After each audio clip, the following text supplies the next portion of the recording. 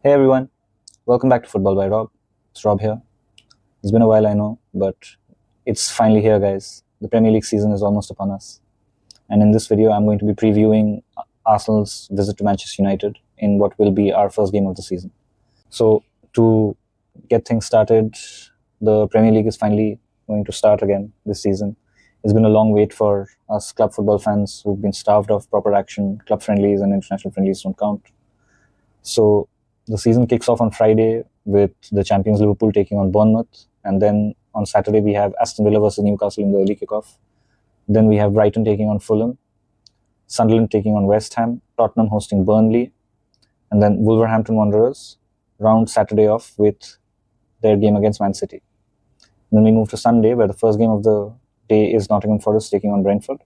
Then we have Chelsea taking on Palace, and then the big game, arguably, of the week, United hosting Arsenal at Old Trafford.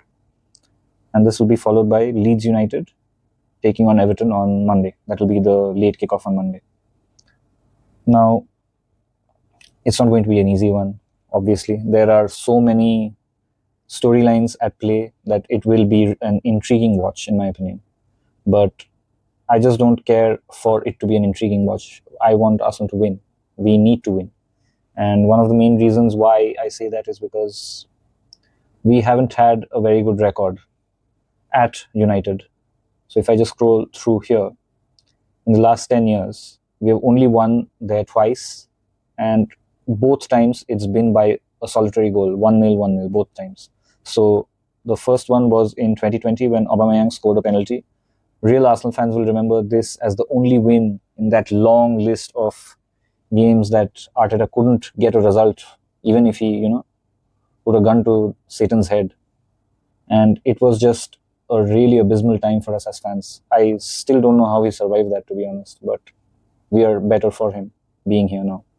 But yeah, so that was the first win that we got over there. And then there was one where we picked up a win right towards the end of the season, 2 seasons back, while we were trying to chase City down. It wasn't to be, but it was still a good win. I think it was Trossard who scored that day, if I'm not mistaken. Let me just confirm. Yeah, it was Trossard. It was a good game, I remember that. So, even at their worst, United have always found a way to turn up for big games against big opponents. I mean, if you look at them against City, if you look at them against Liverpool, even when nobody's given them a prayer or a chance in the world, they've managed to pull something out of the bag, take teams on right through to the end, fight them for draws, sometimes even nicking wins, coming really close to nicking wins. We all remember Maguire was like just one proper swing away from, just sinking Liverpool that day. So it is possible, and United always turn up for these big games. Now, whether that's going to translate for this game or not is not something I can comment on completely, because I think there are too many new players in their system right now. And I'm not sure if they have gelled well enough to be able to deliver at that level that they will need to play us. I know that Arsenal are a good team. If I go off our last preseason performance against Bilbao, we are looking like we are in the groove. We finally had Declan Rice, Martin Zubimendi, and Odegaard all starting together. And you could see the cohesion. And I'm not going to say it's perfect, but it is being built. And you can see the foundations of that camaraderie, cohesion, call it what you will. Now, I'm not sure if United have been able to create an atmosphere like that. We all know that Cunha and Mbeumo have come in. Sesko's just arrived this week.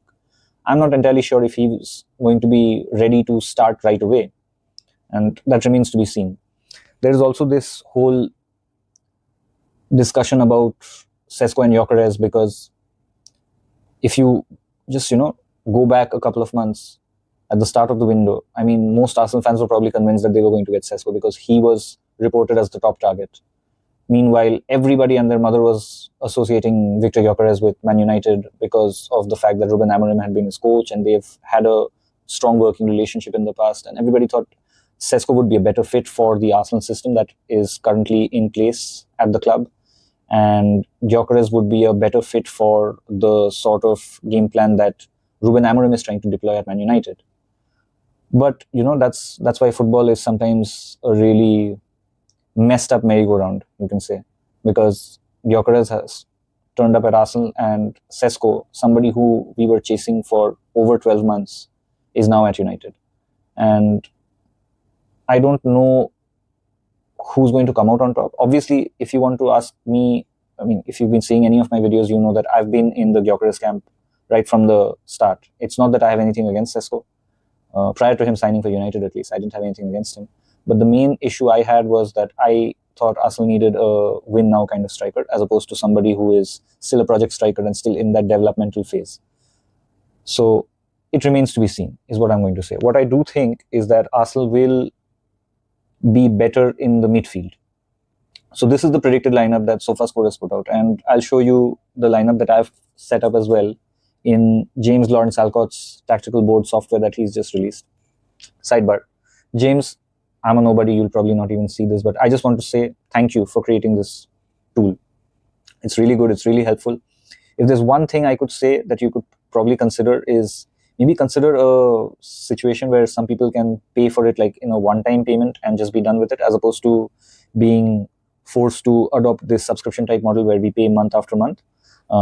You have a lot of fans in developing countries. I'm making this video in India right now, so not everybody has the means to keep using this in a subscription based model, and it would be helpful if you could consider a one time lump sum payment sort of a thing where somebody pays for it and then they can just use it as much as they want or as little as they want. But nonetheless, really nice tool, and it's something that a lot of fans would have been crying out for, asking out for. I remember seeing a lot of your videos where I'd be wondering what software is he using, or is it some sort of professional software that he's got from the Premier League or from the Athletic, or even when you were hosting the Club World Cup show for the Zone.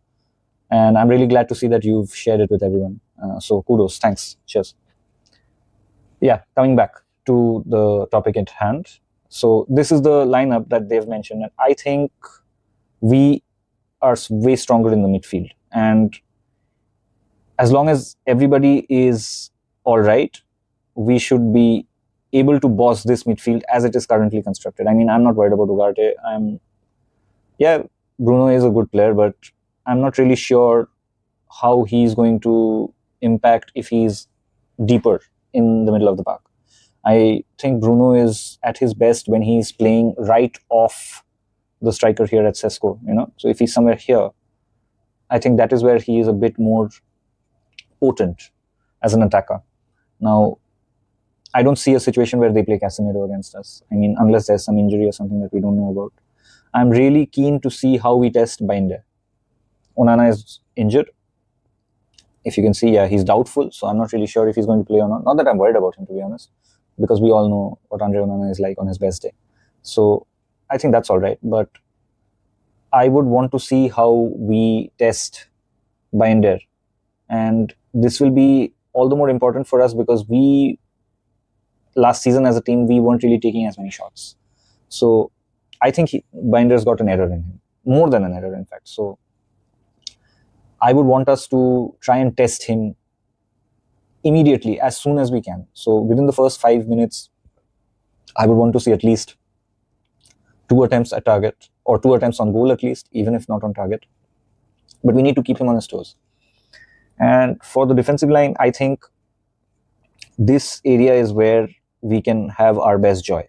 Because if they're going to play Luke Shaw, I'm not entirely sure if this is going to happen or not. If they're going to play Luke Shaw, I don't think he is the strongest link in this defense. And everybody who knows us, they know that we have had a lot of joy down our right wing. So you know what, I'm just going to go into James's software here, and this is what I would want to see. So in a hypothetical world where this is Luke Shaw, I would want a situation where we have Saka coming in, we have, say, Odegaard drifting out this side, and then maybe either Zubimendi or Rice can take this part up, and Zubimendi goes into the middle. You have Timber coming in as well. Actually, if we are going to target down the right, I would actually play Ben White over Urian Timber personally, because Ben White is a better attacker in my opinion, and his combination and his chemistry with Odegaard, Saka, especially in this sort of area, is something that has been really, really impactful for Arteta and Arsenal in the past. So I would want a situation where we have a triangle and we are continuously trying to isolate Luke Shaw. And this, in turn, will force somebody like a Patrick Dorgu also to come back. And the moment they do that, the midfield battle is for us to win. Because between these two, no, it's Zubimendi and Rice's day all day of the week. And I'm not even going to pretend that this is a contest to be worried about personally. Now, I would also want to see situations where Martinelli, instead of continuously trying to do this, where he's coming in, I need him to instead be doing this. He needs to focus on making space, pulling the back line, trying to stretch them so that there is more room for Gyökeres to run in the channels, through here or through here. If we see him, Gyökeres in the past has been known to want to run off the shoulder.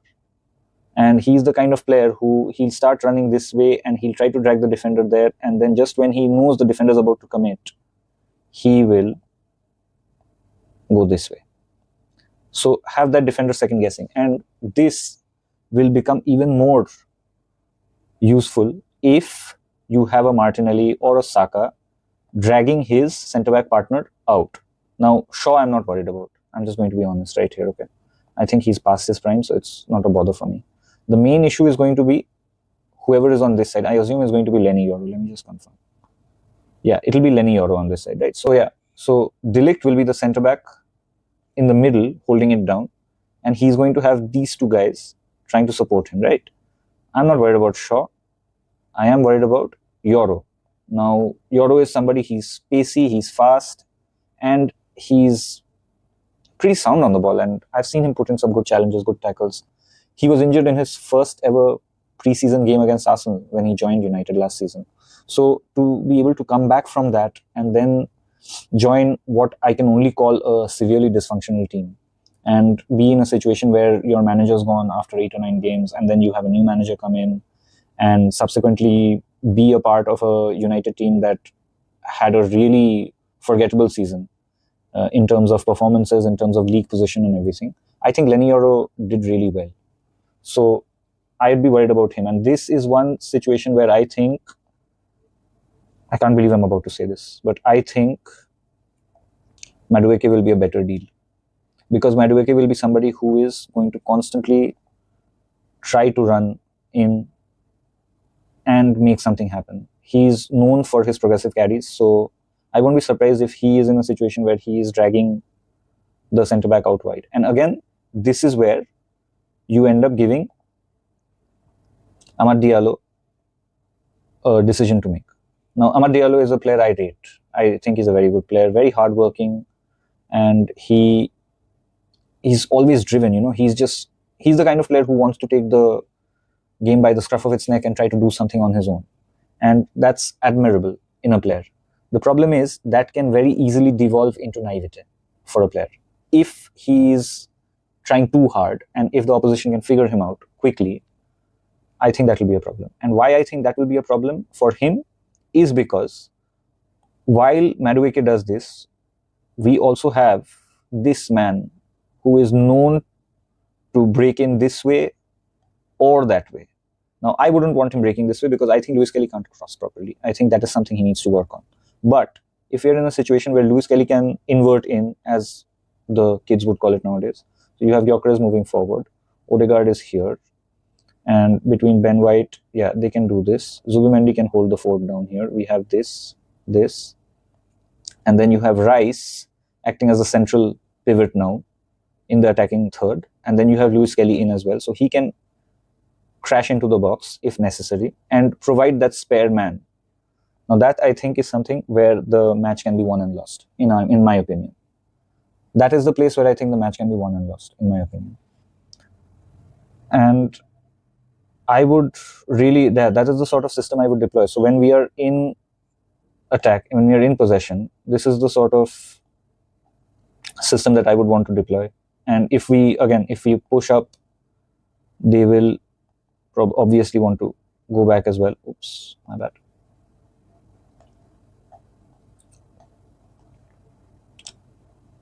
But at the same time, we will have to be wary of Cunha and Mbuemo.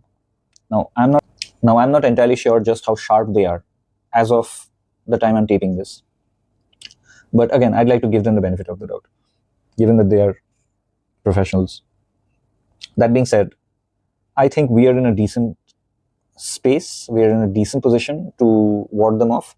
It's just a matter of turning up. I have seen Arsenal way too many times when I've expected them to go and roll this United team over, and they haven't been able to do that. Personally, if you ask me, it's been a bit annoying for me. I mean, I lived in Manchester for a year, and during that time, I would have loved nothing more than to see Arsenal actually put their foot on United's neck. And I saw so many teams do it. I saw Bournemouth, Crystal Palace. I mean, teams, again, no shade on any of them, but Arsenal is surely a better equipped squad and better built team than Crystal Palace. But then I've seen them actually go and ragdoll United at Old Trafford. Now, the Arsenal fan in me, who's been through it all since childhood, knows the pain of watching Arsenal play at Old Trafford in August. If you know, you know. So it would mean the world if we could actually go and get like a proper statement win. Anything above a 3-0 is what I would consider a statement win.